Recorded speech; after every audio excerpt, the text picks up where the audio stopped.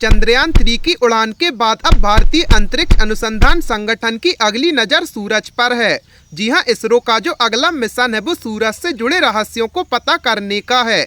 Aditya L1 नामक इस mission के द्वारा इसरो एक उपग्रह की मदद से सूरज पर आने वाले सालों पर अध्ययन करेगा।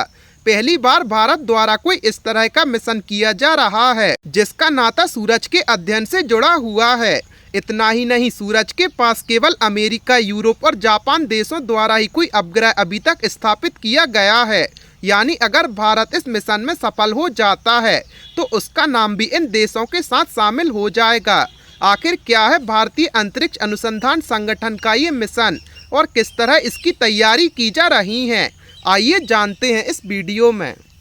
गाइस, आदित्य L1 मिशन का पहले नाम आदित्य 1 मिशन रखा गया था, लेकिन बाद में इसके नाम को बदल दिया गया। इसरो द्वारा इस उपग्रह को लैग्रेंज पॉइंट के निकट हेलो ऑर्बिट पर स्थापित करने का निर्णय लिया गया है। वहीं आने वाले समय में देखना होगा कि इसरो अपने इस उपग्रह को आसानी से इस ऑर्बिट पर स्थापित करने के लिए क्या रणनीति बनाती है। लैग्रेंज पॉइंट उस पॉइंट को कहते हैं जहां सूर्य और पृथ्वी या फिर चांद और पृथ्वी का ग्रेविटेशनल फोर्स इक्वल होता है। यानी अगर कोई चीज़ इस लैग्रेंज पॉइंट पर होती है तो उसे ना सूर्य के ग्रेविटेशनल फोर्स और ना ही धरती के ग्रेविटेशनल फोर्स अपनी ओर खींच सकते हैं और वो चीज़ उसी जगह पर रहती है।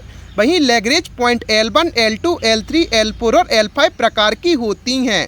आदित्य L1 के तहत उपग्रह को लैग्रेंज पॉइंट के पास हेलो ऑर्बिट पर स्थापित करने की योजना है। हेलो ऑर्बिट के अंदर L1, L2, L3 पॉइंट होते हैं और इन पॉइंट में से L1 पॉइंट पर आदित्य को रखा जाएगा और इसी कारण से मिशन का नाम आदित्य 1 से बदलकर आदित्य L1 रखा गया है।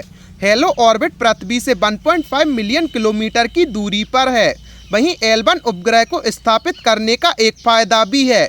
इस पॉइंट पर अगर उपग्रह को सही से स्थापित किया जाता है तो बिना किसी रुकावट या ग्रहण लगने की सूरत में भी सूरज पर नजर रखी जा सकेगी।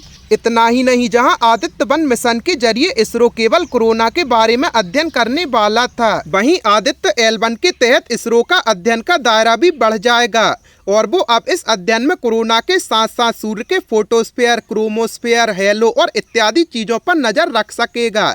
इसरो के लिए ये मिशन काफी महत्वपूर्ण माना जा रहा है। गाइस, सूर्य का वायुमंडल कई तरह की गैसों से घिरा हुआ है। सूर्य के वायुमंडल का सबसे बाहरी भाग को कोरोना कहा जाता है। सूर्य के उज्जवल प्रकाश के कारण कोरोना को देखना असंभव सा हो जाता है। कोरोना को केवल सूर्य ग्रहण के वक्त ही देखा जा सकता है, क्योंकि इस ग्रहण के दौरान सूर्य प्रकाश को चांद छिपा लेता है और कोरोना आसानी से दिख जाता है। वहीं सौर कोरोना के तापमान की बात करें तो इसका तापमान लगभग 6000 डिग्री है। वहीं कोरोना का इतना तापमान होने के पीछे क्या कारण है, इसका पता अभी तक किसी को भी नहीं है और इसरो अपने इस मिशन के जरिए सूरज के वायुमंडल से जुड़े ऐसे सवालों का ही पता लगाने की कोशिश कर रहा है। और इसके अलावा इसरो इलेक्ट्रॉनिक संचार से सौर लपटों द्वारा पैदा होने वाली दिक्कतों के पीछे क्या कारण है, इसका पता भी लगाने की कोशिश करेगा। आदित्य L1 मिशन के तहत स्थापित किए जाने वाले आदित्य उपग्रह के साथ कई उपकरणों को भी प्लेलोड किया जाएगा। इसमें से सबसे पहला नाम विजिबल एमिशन लाइन क्रोनोग्राफी है। इसकी मदद से सूर्य कोरोना की चुंबकीय क्षेत्र, इसके नैदानिक पैरामीटर की जांच की जाएगी। दूसरा उपकरण सोलर अल्ट्रावायलेट इमेजिंग टेलीस्कोप होगा। इसकी मदद से किरणों के रूपांतरण का मापन किया जाएगा। तीसरे उपकरण का नाम आदित्य सोलर विंड एक्सपेरिमेंट रखा गया है। इसके अलावा इसमें प्लाज्मा एनालाइजर पैकेज उपकरण लगा होगा। सोलर एनर्जी एक्सरे स्पेक्ट्रोमीटर और high energy X ray spectrometer magnetometer के नाम भी इस सूची में शामिल हैं और ये सारे उपकरण भारत द्वारा बनाए जाएंगे। गाइस, आदित्य L1 को एक एक्सल की मदद से L1 पर स्थापित किया जाएगा। इस उपग्रह का वजन 200 किलो तक होने का अनुमान लगाया जा रहा है। वहीं इसरो के मुताबिक इस अंतरिक्ष यान को 2023 के अगस्त-सितंबर में लॉन्च किया जाएगा। गाइस, वैज्ञानिकों को अभी तक सूरज के वायुमंडल को लेकर कई सारी चीजें नहीं पता हैं। इस मिशन से सूरज से जुड़ी कई चीजों के बारे में पता लगाने की कोशिश की जाएगी। वहीं अगर भारत अपने इस मिशन में सफल हो जाता है तो इसरो के वैज्ञानिकों को सूरज से जुड़ी कई तरह की जानकारियां मिल सकेंगी। गाइस, आपको इस मिशन के बारे में जानकर कैसा लगा हमें कमेंट सेक्शन में ज़रूर बताएं और ऐसी ही अमेजिंग फैक्ट्स के लिए अपने चैनल को सब्सक्राइब करें।